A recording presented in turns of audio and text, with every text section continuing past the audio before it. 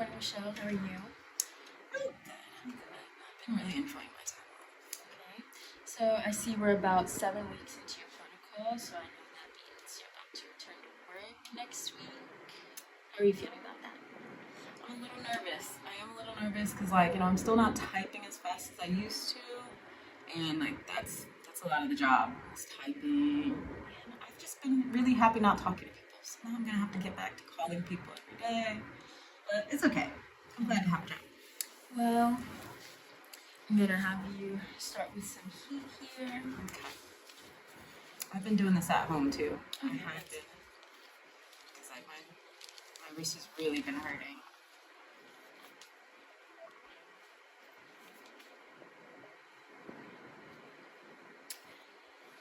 Can we just cut the pause it?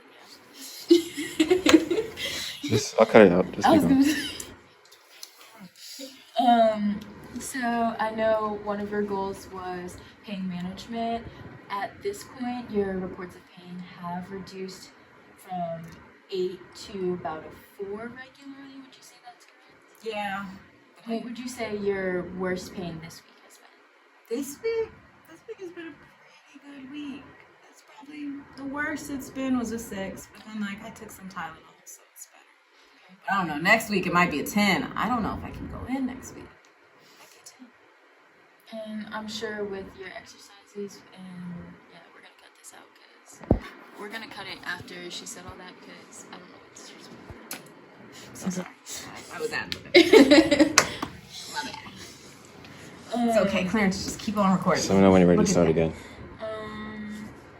Type. Ready.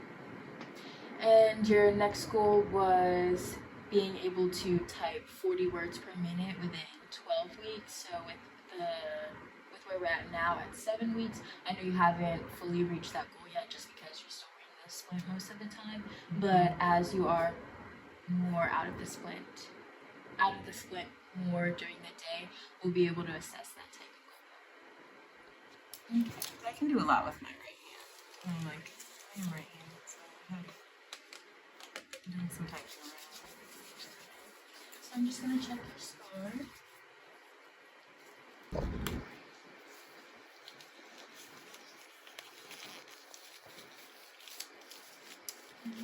Let's see. Okay, your redness, your swelling. That's good. Your scars not appearing. I'm just gonna do some gentle massage. Is there any pain with that? It's like really sharp right over it, Right like over when you're it. pushing down. But like the sides were fine, but right on the incision. Is there anything that helps that? Have you tried it? Yeah, like the thing Like you when did you last take the week. Tylenol? Is The that Tylenol help helped. with the Like pain?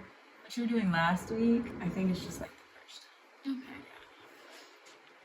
So really, at this stage, it's really just best for you to keep it clean, making sure that you're avoiding any dirt or anything that can cause infection,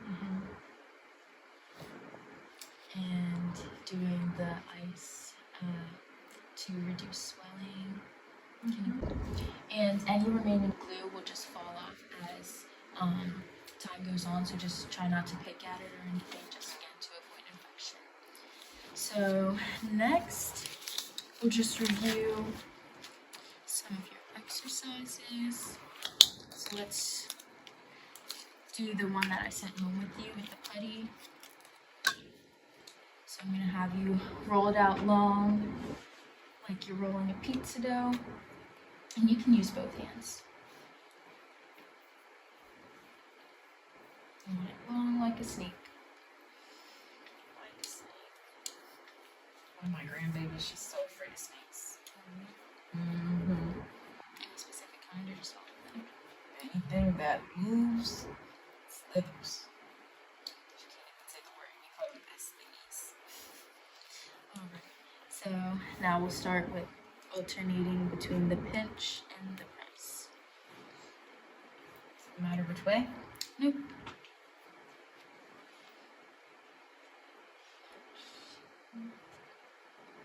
And then we'll press down here. That's really perfect. And again, this will kind of help with that typing goal so that you're able to type better when you're at work. I know that's probably hard just because you have to splint, but once you do return to work and again, you're not wearing the splint as often, we'll have to help you regain that strength.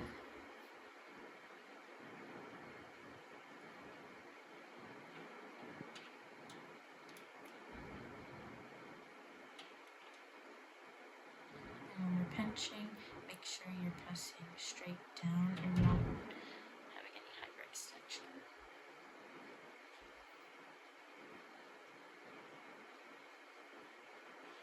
Like that. So again, with you going back to work, I know we did talk about things that you could use to help you do your job easily and more functionally. So I know we talked about the chair and the keyboard. Were you able to talk to your boss about getting any of those exceptions? I have a meeting planned with them a little bit later. Okay. And I think, yeah, I told them I needed to talk to them about me coming back. Okay. And we could also even look at things like maybe like standing desk or ergonomic desk, and it doesn't have to be like a full desk. It can even just, they have like cheap extensions that you can just put on top of the desk. So we can look at some other things as well. Okay. Yeah. Great. Thanks. I'll see you next week. Hi, Otis. Hi, Francesca. I'm so glad you guys can meet me. Glad to see you. Glad to see you as How well. you been? Well, I've been enjoying the time with my grandkids, but it is about time for me to get back to work. I've been going out with my OT and my PT appointments. I've been the best patient. They have nothing but great reviews for me. As always, don't you always have great reviews for me? Glad to hear. Yeah, so I'm behind recently. Need you.